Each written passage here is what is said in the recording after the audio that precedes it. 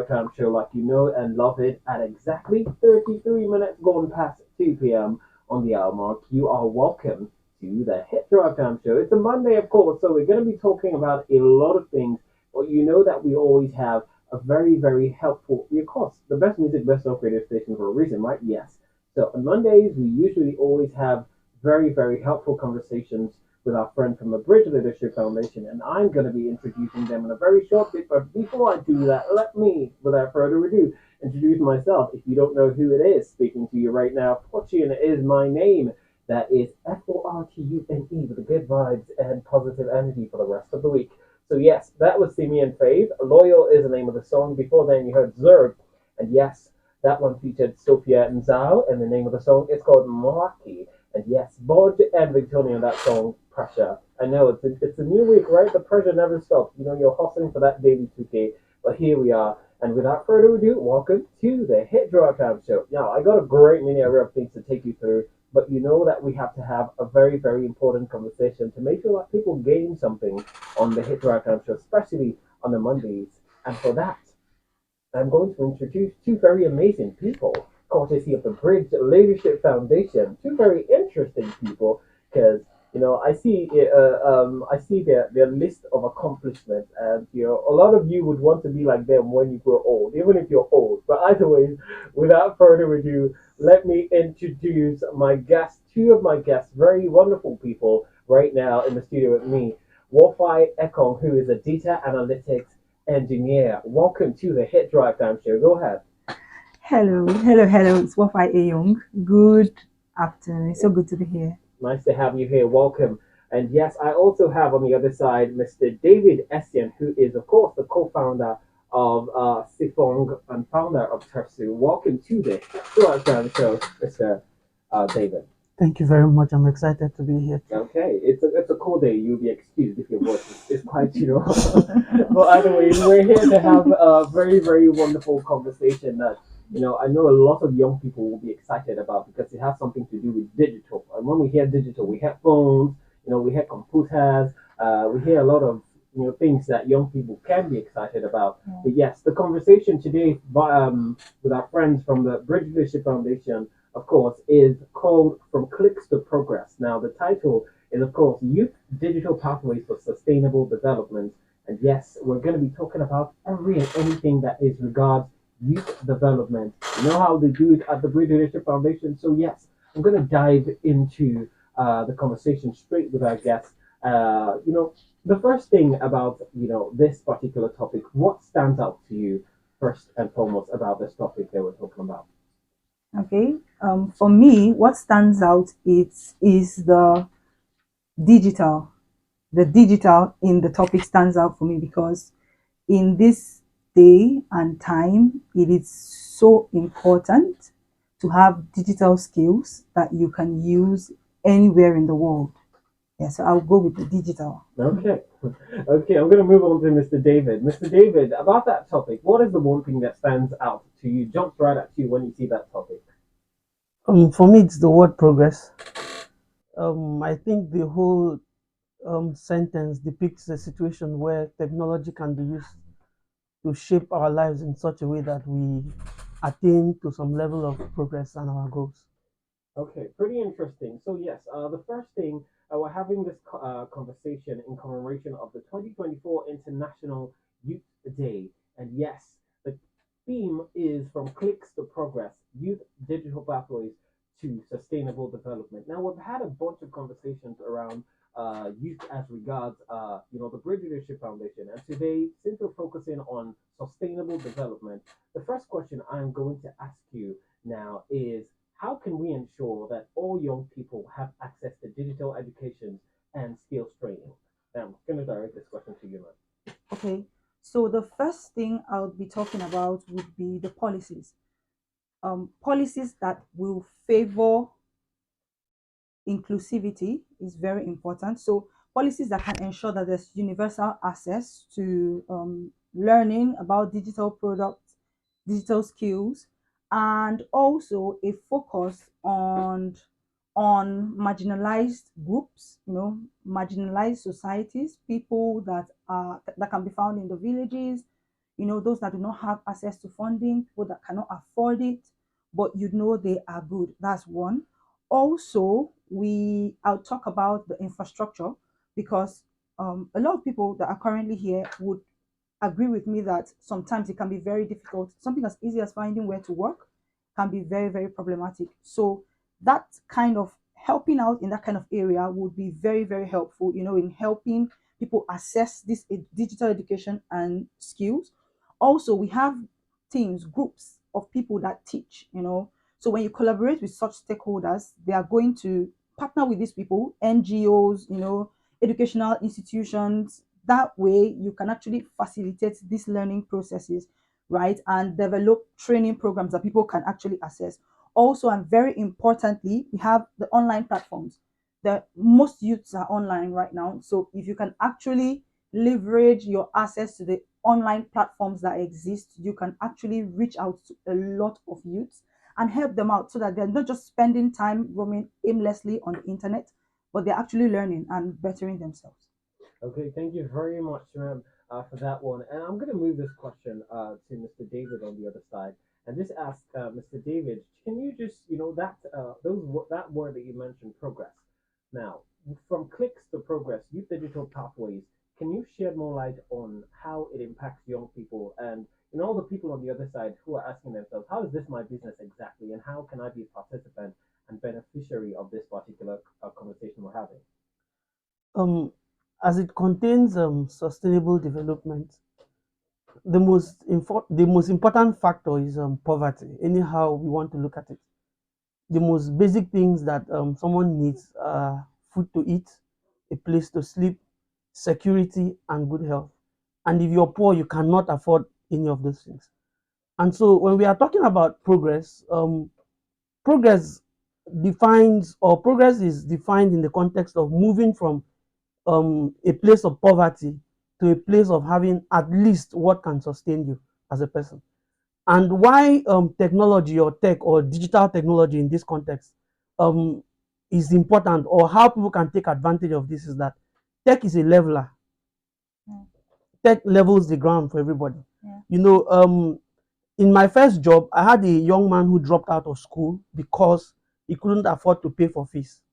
Right now, that my friend shuttles the US and Nigeria like it's his living room. He took on tech, someone gave him a laptop, he got a job, and he earns up to $20,000 a month as we are speaking. This is somebody whom the parents couldn't afford to pay for his polytechnic fees. So basically, tech is a leveler.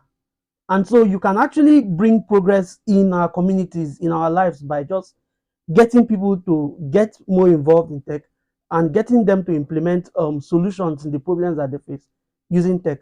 And so when we get as many people as need these things into tech, then we give them an opportunity to move their lives from that place of poverty to where they are not just sustaining themselves, they also become a source of sustenance for the rest of their families. Okay, thank you very much, Mr. David, for that one. Of course, now I'm going to move this over to Morphi here. Of course, let's talk about something that I know a lot of young people are interested in. Okay, how can people convert the amount of time that they spend on their phones? Because I'm sure this is it's all about sustainable development. It's not about just doing it today and then next week, next month they're back to the Facebooks and the TikToks and co. Because I'm sure that's what the conversation is about. Engaging young people, to use the devices that they have, to use the technological know-how that they have to, improve on their chances of success. Right? Exactly. So, talking to young people who are listening to us right now, if you could tell them one thing about how they could use their time with these devices the best way possible to generate not just income but growth, career growth for themselves as well. Just speak to them directly if you can. Okay, so I would say that everybody has what they love, everybody knows what they enjoy doing. Okay. And the good thing about tech is there is a place for you no matter what you love doing. Okay, so find that thing you love doing, find the area of tech that would be great for you. Okay, and do that thing. So no, I don't like to I don't like to focus on, I don't like pressure. I don't think there's need for pressure, right? So Okay. the crux of the matter is find what you enjoy doing and do it. That way, you know you're going to stay because you're actually enjoying what you're doing. Personally, I love data. I can stay up doing anything data. So if you take me to designing the web design, or if you take me to curating something, you know, that has to do with me generating stuff, you're wasting your time when it comes to me. But when it comes to numbers, I love that absolutely. So you would find me there. Mm-hmm. So it will be a problem if I go into what I do not enjoy because I'll get bored. Okay. But when you focus on what you love, you will definitely enjoy what you're doing, build whatever skills you're trying to get around that. And trust me, every day you wake up and you're running to your laptop or you're running to your phone because you're about to do what you enjoy. Also, there are a lot of people that have started this thing. So there are a lot of people that are in tech already, everywhere, scattered around, online. These days, because of online platforms, you can access almost anybody. So look around you. What people do you know have done things that you are interested in, that you love, you know, that will work for you? Leverage the fact that you can access these people, build a network, connect with these like-minded individuals. You know, when you see conferences, when you see events or programs come up, attend, go there, mix up, communicate with people, and that way you're going to learn as well, and you're going to implement probably what they have done to help yourself do exactly what you want to do. But whatever you want to do, there's a way, and it's very possible. Okay, thank you very much for that one. Now, it's exactly 45 minutes gone past 2, and if you're listening to us right now on your best music, best talk radio station, yes, we're in the best talk part because we're here with our friends from the Great Leadership Foundation, of course, in commemoration of International Youth Day. We are having this very important conversation around from clicks to progress. Now, when you hear clicks, you hear phones. When you hear clicks, you hear computers, you hear devices, and yes, the language is not too big. What we're basically talking about is how people can use the devices that they have or the devices that they do not have but can get access to improve on their sustainable goals and career goals and target all those things. So yes, right now we're here with friends, two of my guests right now in the studio. I have Mr. David Essien, who of course is the founder of Tesu, and I just want him to quickly touch on his journey. From when you started to where you are. Can you take us through that as quickly as possible and tell us what you think other people can learn from your own journey coming up? Okay. From the beginning, I first saw a computer in 2003, and the first time I saw it, I just knew that I was in love with this baby. And then I didn't gain access to a computer until that was in 2008 when I did my first training at Pacific Computers. And then I still didn't have a computer. In fact, when I learned how to type, I had to draw the keyboard on cardboard paper. It was one of the assignments they gave to us, but I took it a step further. I kept practicing on that cardboard. I did assignments for people. I always took chances to work for somebody so I get a better understanding of computers. And it got to a point where people started calling me Mr. Computer. And then I now joined, I studied computer science in the University of Calabar. While I was in computer science, I did lots of free trainings, computer programming classes. That's where I met Patrick Ndifon, who was the co-founder of Siphon. And then we did a lot of things together, free trainings and all those things. But I think the turning point for me in tech is when I joined Andela. So Andela provided a platform for us to learn while they were paying us during the learning process. And then after the learning process, they attach you to a company and you start working with the company. And the most important thing for me there then is that I didn't have to worry about food while I was learning. And so after we got laid off from Mandela, I joined another company in the US and started working as a DevOps engineer. And then I started working for a crypto company in Nigeria, Mama, as their DevOps engineer. Within that time, I've worked for about 10 startups or thereabout, setting up their infrastructure and doing all sorts of things. But the most passionate, but the most, or let me say, what has pushed me the most has been my ability to learn and then to share with other people. I've been able to gather, I rarely pay for resources. If I'm paying for a resource, then it's high value. So I curate my course outline, and then I go to YouTube and focus on the specific topics to search for whatever it is I want to learn. Then I search for what people have built, and then I start seeing if I can replicate what they've built. That's how I learn. So for me, the most important thing is two things. First, for anybody who is listening that has the resources, to provide opportunities for other people who don't have. And then for anyone who has access, who wants to learn, not to just sit down and say, okay, nobody is going to help me, or I don't have this. You can use free resources to learn, and until you get someone who will give you the opportunity. Okay, thank you very much for that. We're going to come back to that because you mentioned one a giant of this information that is Andela. You mentioned that in your journey, and we'll touch on that. But I want to move on to another very interesting guest I have in the studio right now. She is a woman in tech. When they say woman in tech, I actually mean a woman in tech, and that's Wolfie Alfred Aong, who of course is an analytics and data engineer, and she currently serves as the lead data analytics coach at her Tech Trail Academy. And yes, that is, I can't even go through your list because it's long, it's exhaustive. I'm sure we'll not make it through the minutes that we have.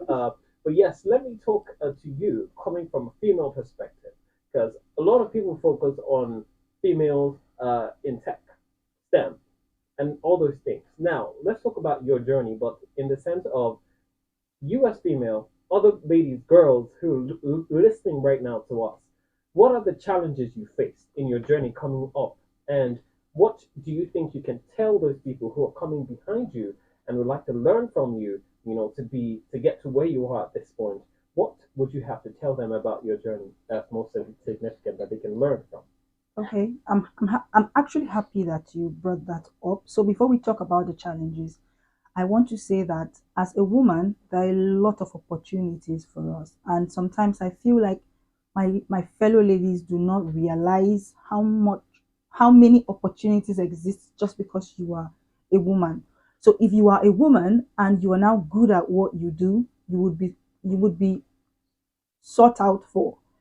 So as a woman, I need my fellow ladies to begin to know that it's a plus for you being a woman in tech. Okay, and onto the challenges. So for me, when I started, I'm married.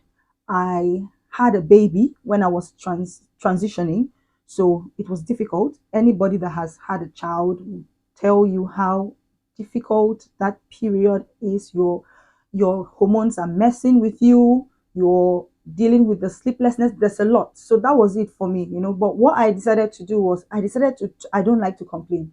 So I decided to turn that around, and use that. So when I was up, the nights that I would have to be up, that is when I started learning. That's when I started switching into the career that I was trying to do. So that was the major challenge that I faced. Another thing is it can be the tech space can be very saturated with information. So it's difficult for you to actually know exactly So, what you sorry, want to sorry, do. sorry to interrupt you, but is there a way we can break it down when you say saturation? Because I need my people to understand. So when you Okay. say saturated, what do you mean? Okay, so what I mean is that most times there's too much information. So Okay, you do not even know what to take. You don't know where what to to start choose. with? You don't know where to start, which is most important, which is less important. What do Okay, I do first? What order do I take? okay, There's information everywhere. okay. So Overload. if you can have someone streamline it down to a curriculum and you would know exactly what to take or what to study, that will be easy for you. So how can you overcome this? For me, when I noticed this, I realized that okay, what helped me out was Hatectrio. I got a scholarship from Hatectrio and I joined them in. So they already had a curriculum, and from there I was able to tell that okay, this is the curriculum I can use for my own field and where I want what I want to do. Also, I took having a mentor personal. I have somebody that still guides me till date on what to do. He really helped me out in telling me, okay, take this first, take this particular course next, apply for this, apply for that, still helping me out even till date. So these are key things that we can always look out for to help you and make your journey easier. Also, try your best to be good at what you do. Be good at what you do. If you are good at what you do, you will be sought for. They will look for you. I majorly get a lot of things from referrals. I'm even here right now via a referral because they're like, oh, she's great at what she does. So it's a very good idea for you to know exactly what you're doing. Be good at it. Once you stand out, trust me, people can see, they know, they can tell. Thank you very much, Mrs. Ofai. Very, very important for all the ladies and the girls listening right now on the Hit Rock Time Show. What she said, and I will emphasize, it is a gain, an advantage if you're female and you want to participate in tech. Okay, that is what she has said. And I don't think you had something in your mouth when you said it, right? You meant That's it, all. I right? meant it. Exactly, Use it. exactly. So that is what she has just put out there. And even me, I was not aware. I thought it was maybe a disadvantage, but now we just found out that it's an advantage. But yes, Perspective. very, very, very helpful. Anyways, let me get back to Mr. David. So, Mr. David, right now, we're having this conversation on a public platform because everyone can hear, including people who are officials of the government. So, yes, the question I'm going to ask of you right now is how do you think stakeholders, that is governments, NGOs, and even private sector, of course, private sector can mean Andela, okay, how can they collaborate to create a supporting environment for youth-led digital initiatives like, the one that gave you a start, that gave you, the kick that you needed to, get your engines going to where you are right now? How can they participate in a way that will be beneficial, not just, for photos and pictures when they put a new building and they say, oh, we have this and this? How can they participate importantly and effectively, to help young people participate and become beneficiaries of this particular opportunity? I think she already laid the foundation for this when she mentioned infrastructure. Okay. Infrastructure is like the most important factor here. Um, there is an excess number of people who are learning or established now that are willing to share what they have with people. So in the past, we've given laptops to people, we've organized free trainings, but as I speak to you now, there's somebody I've been trying to mentor who has not had light in her house for months. And so how we got a laptop for her, and but she doesn't have light. How do you now get that person to learn? So if the government were to partner with people who are doing these things, I'll be very practical. One, what you can provide is a space. There are so many buildings in Calabar that the government is not using. Just give us the space. The second thing is light. I think with 10 million naira, for example, you can set up a solid solar structure that can carry laptops, where people can just come use their laptops work. If it's to find mentors or to find people who would come and teach, we are not lacking these people. If I call now, you see 10 people who are willing to do that right now. So what we need is infrastructure. we need we need space, we need light, and we need internet. If we have those three things, it will be enough to change the face of crossover. Thank you very much, Mr. David. Of course, you mentioned space, light, and infrastructure. Those things that are very important. Now, I've had the privilege of being in a workspace with tech know-how or tech entrepreneurs, and I understand how important it is to have those things available. Because how would you even be able to work on your computer or your devices if you don't have electricity? So I understand. So thank you very much for that. I'm sure those people in high places, if they're listening, they'll take you up on your offer. But yes, we're about to round up, so I'll ask a few questions before we round up, and I'll direct this one to Mrs. Wolfi. How can young people who face challenges from maybe their environment, who say, oh, I'm in this so and so small village, I have a lot of challenges. How can young people, despite their challenges, how can they participate in this? And I would like you to give examples of those opportunities and how they can access them, not just hearing about them on the radio. Opportunities that are available, how they can access, even if it's numbers they can call, websites they could go, so that they can participate. Because I want that to be something that comes out of this conversation today. Okay, I can really help for the ladies, and they can focus. So on my profile, you see something about Her Tech Trail. Her Tech Trail is a not-for-profit organization that actually gives tuition free scholarship Okay, so as a woman, because it's just for ladies, you can actually apply, and they have a lot of tracks. They teach data, they teach digital marketing, they teach a lot. So there are a lot. Frankly, the information is on the internet. All you need to do is search for it. So, and also, I would say that whenever you have a challenge, just you need to find a way to sort that out. There is always a way. There is always a way, for whatever challenge that you have, there is always a way to there's always a way to solve that particular challenge. So see it this way: you see you have a particular goal, and you're seeing that this thing is standing in the way of your goal, and you have to bring it down. Address it with that kind of momentum. Okay. So just google google would help you a lot. Just google. There are so many opportunities. We have very amazing organizations that are teaching free. Just search. We do these things online now, so your location is no barrier. Also, you should try to speak up if you have issues, and you see people around you. Speak up, because trust me, especially these days, most people, once they see you have that passion, they'll be there to help you out in any way possible. So speak up whenever you see people that can help you out. Please don't be afraid to say, okay, this is an issue I'm facing, how can you help me, what do I do? And yeah, I'm sure that's going to help. Okay, very, very interesting. Thank you very much, Mrs. Orfai. And yes, that is a conversation we'll be having courtesy of our friend from the Bridge Leadership Foundation Leadership Advocacy Program, which of course is all about engaging young people to be, not just active, passive participant, but active participant in the conversation for youth development. So yes, I just want Mr. David to round off the conversation. Anything that you think is worthy of note that you can, finalize to all the people, especially the young people who are listening right now. Can you go ahead and share with us, Mr. David?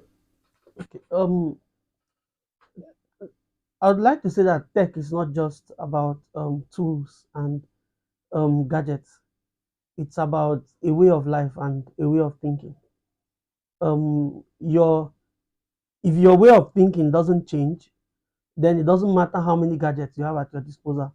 You won't be able to solve the kind of problems that you need. So you have to begin to think about how to make life easier for people, how to solve problems for people. When you can recognize a problem that's burning enough to keep you awake at night, like she said, you would definitely find a way to make sure that there's a solution to that problem. So I need young people to start, especially because we have almost every young person has a phone. The average young person who is not working, the person's phone is more expensive than my phone. So their phones can do a lot more than what computers can do. The major issue is the mindset.